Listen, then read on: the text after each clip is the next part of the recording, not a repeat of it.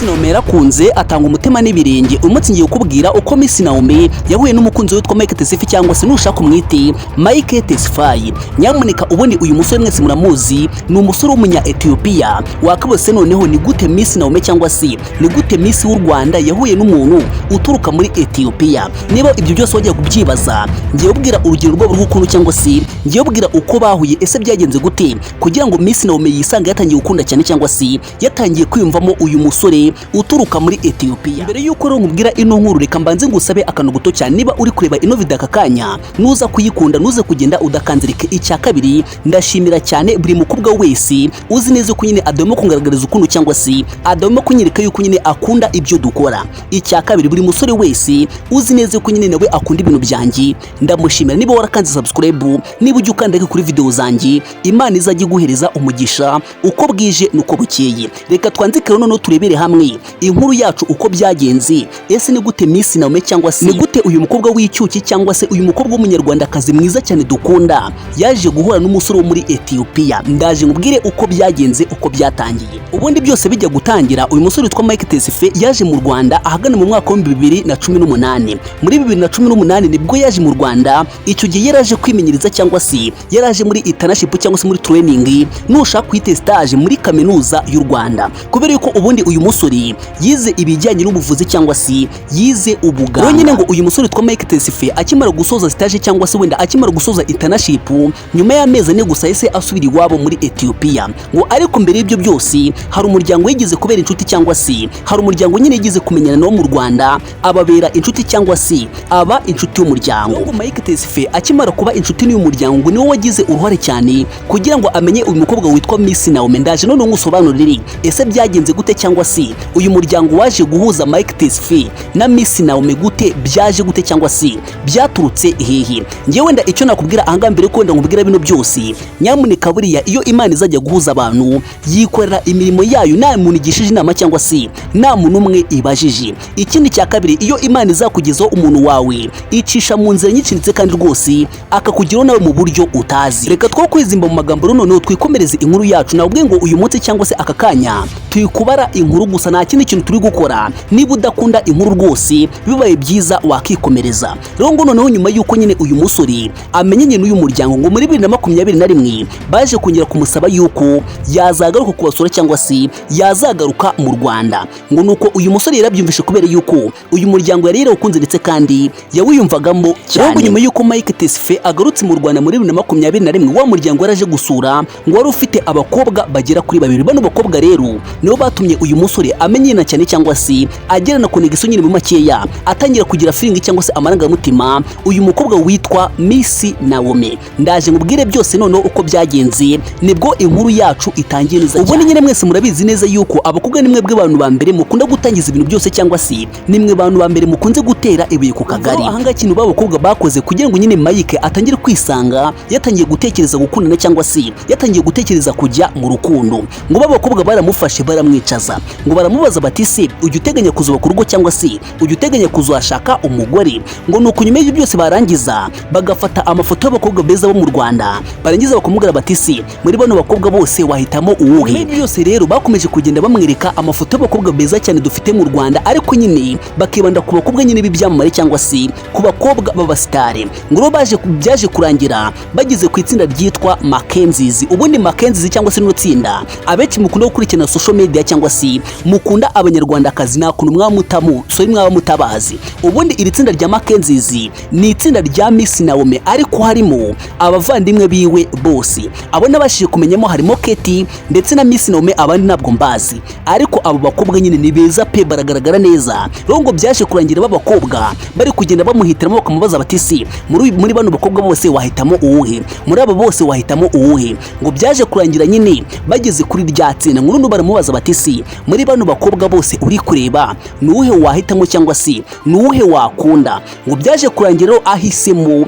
uwitwa Miss Naomi. Ndabizi nabo rwose ugira amatsiko cyane, ubutangiye rwose iva ko twasobanukiwe cyangwa se ko twamenye neza yuko umutima wa Mike Tesifi nyine bamuhitishijemo ukagwa kuri Miss Naomi. Byaje kurangira nyine baje kumenyana gute cyangwa se bagiranye communication gute? Ese nyine yaje kugera muri rya tsinda rya Mackenzies byagenze gute? Nibyo ngiye kubwira akanya cyangwa se muri kino gice nibyo tugiye kurebera hamwe yuko nyine uyu musore amenye irya tsinda rya Mackenzie ndetse kandi rwose akabona yuko harimo abakobwa beza agahitamo umwe ngo byaje kurangira ahuye n'umwe mu bakobwa bagize rya tsinda witwa Katie. Ubundi Katie ni mukuru wa Miss Naomi. Nyine abantu bari kumwe na Mike Tesfaye ngo baje kumutungira agatoki baramubwira bati rwose uriya mukobwa ubona wicaye hariya ni mukuru wa Miss w'u Rwanda 2020. Nyine wa mukobwa witwa Miss Naomi byaje kurangira amenye umuvandimwe wiwe ngo nta kindi no Mike Tesfaye yakoze, yaragiye aramwegera arangije aramubwira ati rwose nifuza nimero za mukuru kubera yuko nabonye nyine afite umushinga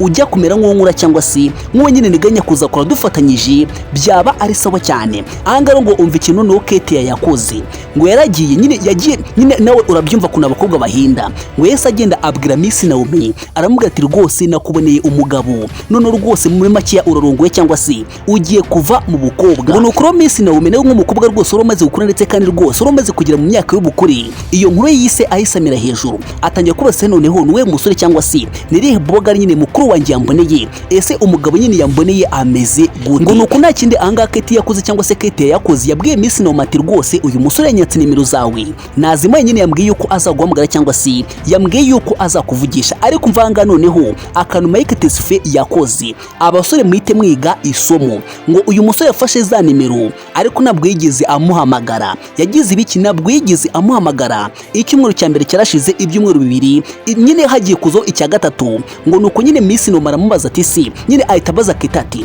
ese none nta kuntu wa WhatsApp yiwe basi nkareba uko ameze. Wa mukobwa nta kindi yakoze yamwereje WhatsApp ngo nuko Miss Naomi agikubita profile abona umusore w'iboga n'umusore mwiza, abona umusore utangaje atangira kugira ati rwose noneho ahangaha niho nzagwa mugani wa muhanzi cyangwa se mugani nyine wa Chris Easy. Uyu musore warimbye ati aha niho nzagwa rero rwose Miss Naomi nawe yatangiye kugira ati ahangaha rwose nanjye ikizahankura ngo rero noneho Miss Naomi akimara kubona profile ya wa musore akabona yuko ari boga akabona yuko nyine ari umusore w'umunya Ethiopia yese avuga ati rwose uyu musore ndamushaka hasi no hejuru.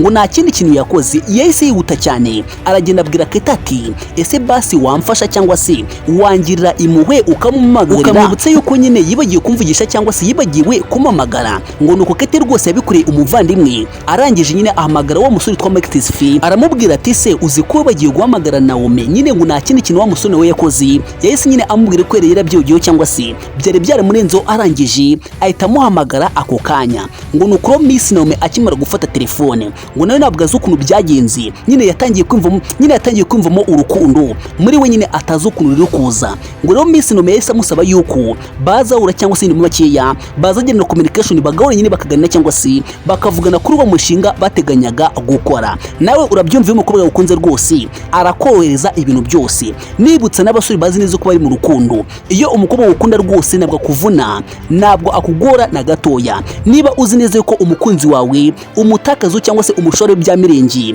kugira ngo mugumane nabwo ari uko nguko urukundo rwa nyarwo rukora. Nyuma yuko nyine Mike Tesfaye ndetse na Miss Naomi bagiranye communication bwa mbere ku nshuro ya mbere ngo byaje kurangira nyine bapanze yuko bazahura bakaganira. Ngo bwa mbere bajya guhura bahuriye noneho ku iduka rya Mackenzie, urumva nyine ni iduka nyine rya Miss Naomi n'abavandimwe biwe. Ngo barahuye baraganira rwose umukobwa mwereke ko amwishimiye. Ngo ari kugitangaje ngo Mike Tesfaye yatangiye kubaza Miss Naomi ati se mu bavandimwe bawe harimo uwaba afite umuryango. Ngo Miss Naomi akimara kugata mu gutwi yatangiye kugira ati rwose uyu musore afite gahunda azi icyo ashaka rwose namufatiranye nabamombye cyane. Ngo arangije nta kindi yakoze ngo yasobanuraga nyine wa musore ariko nyine yagera ku bavandimwe biwe nyine akabavuga nabi cyangwa se ngo akagerageza nyine akamwereka yuko ari abantu budashobotse cyangwa se mu makeya atashobora kubana nabo. Nawe nyine urabizi abakobwa ashobora guhita nabwira ati rwose uyu nguyu afite umukunzi cyangwa se uyu nguyu afite umugabo nyine kugira ngo nyine akomeze kumvishe yuko